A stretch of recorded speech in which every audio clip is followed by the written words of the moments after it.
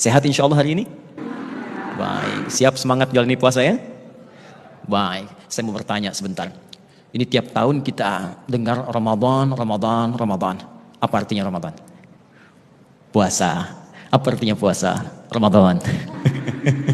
Baik, ini yang dikhawatirkan. Jangan-jangan tiap tahun kita dengar Ramadan, tapi kita tidak kenal dengan nama itu.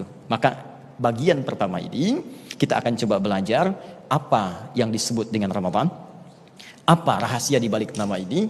Sehingga saat mendengar nama itu, yang terngiang di benak kita bukan sekedar puasa, tapi rahasia-rahasia yang dijanjikan oleh Allah dan Rasulnya. Baik, kita mulai dengan pembahasan arti dari kata Ramadan yang disampaikan lewat Al-Quran dan hadis-hadis Nabi SAW. Kita mulai dengan Quran surah kedua Al-Baqarah, mirsa dimanapun Anda berada, ayat 185.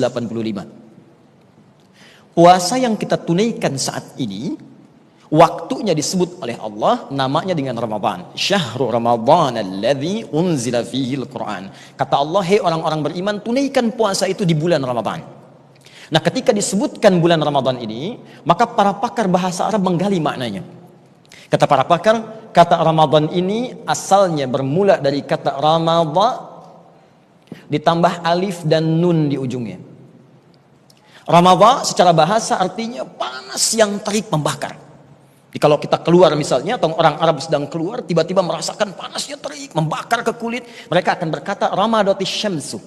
Matahari teriknya panas luar biasa. Tapi kalau teriknya bertambah lagi, sampai menghanguskan benda-benda sekitarannya.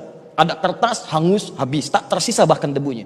Ada benda lain, habis, hangus. Maka dalam bahasa Arab, rubah kalimat Ramadhan dalam bentuk superlatif, sighah mubalaghah. Maka rumusnya tambahkan alif dan nun di ujungnya. Dari Ramadhan menjadi Ramadan. Secara bahasa berarti panas yang sangat terik membakar sampai-sampai menghanguskan semua benda di sekitarnya tak bersisa. Bahkan debunya pun tak nampak. Nah, kenapa bulan saat kita puasa ini dinamakan dengan Ramadan? Kata para pakar bahasa, pakar hadis, pakar Al-Quran, meneliti ayat dan hadis-hadis Nabi menyimpulkan bahwa diberi nama dengan Ramadan seakan-akan Allah memberikan pesan kepada kita bahwa khusus di bulan ini Allah akan membakar, menghanguskan semua dosa yang pernah kita kerjakan dari mulai balik sampai tiba kita di waktu ini. Karena itu orang-orang dulu saat mendengar Ramadan, yang terbayang bukan puasanya, bukan lapar hausnya, yang terbayang dosa saya habis, dosa saya habis, dosa saya habis. Dan hal pertama yang paling didambakan oleh seorang hamba dari Allah itu bukan dunia, tapi ampunan dari semua dosa yang pernah dikerjakan. Saya mau tanya sebentar, ada yang tidak punya dosa di sini? Boleh angkat tangan? Yang sedikit dosanya? Yang banyak?